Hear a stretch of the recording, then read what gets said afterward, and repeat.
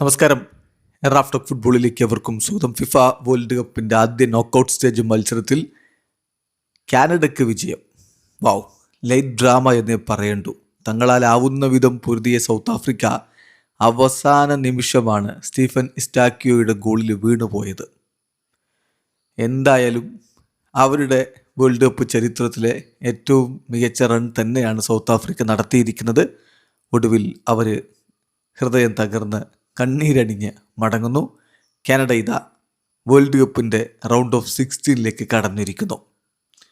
മത്സരത്തിൽ കാനഡയുടെ മുന്നേറ്റങ്ങൾ നയിച്ചുകൊണ്ട് സൂപ്പർ താരങ്ങൾ തന്നെ കളിക്കളത്തിലേക്ക് ഇറങ്ങി. അതായത് ജൊനാഥൻ ഡേവിഡ് ഉണ്ടായിരുന്നു. അതോടൊപ്പം തന്നെ അവർക്കായിട്ട് ഒൽവാസായി അവരുടെ മുന്നേറ്റത്തിലുണ്ടായിരുന്നു. കൂടാതെ സബ്സ്റ്റിറ്റ്യൂട്ട് റോളിൽ അൽഫോൻസോ ഡേവിസ് ഒടുവിൽ കളിക്കളത്തിലേക്ക് ഇറങ്ങി. അത് ഈ കളിയിൽ അവർക്കൊരു പോസിറ്റീവായിട്ടുള്ള കാര്യമാണ്. മത്സരത്തിൻ്റെ ആദ്യ പകുതി ഗോൾ രഹിതമായിരുന്നു. രണ്ടാം പകുതിയിൽ മത്സരം പുരോഗമിക്കവേ ഇരുഭാഗത്തേക്കും നീക്കങ്ങളുണ്ടായി. ശരിക്കും നീക്കങ്ങൾ കൂടുതലുണ്ടായത് കാനഡയുടെ ഭാഗത്തു നിന്നാണെങ്കിലും സൗത്ത് ആഫ്രിക്കയും അവരുടേതായിട്ടുള്ള രൂപത്തിൽ കളിയിൽ സാന്നിധ്യം അറിയിച്ചുകൊണ്ടിരുന്നു.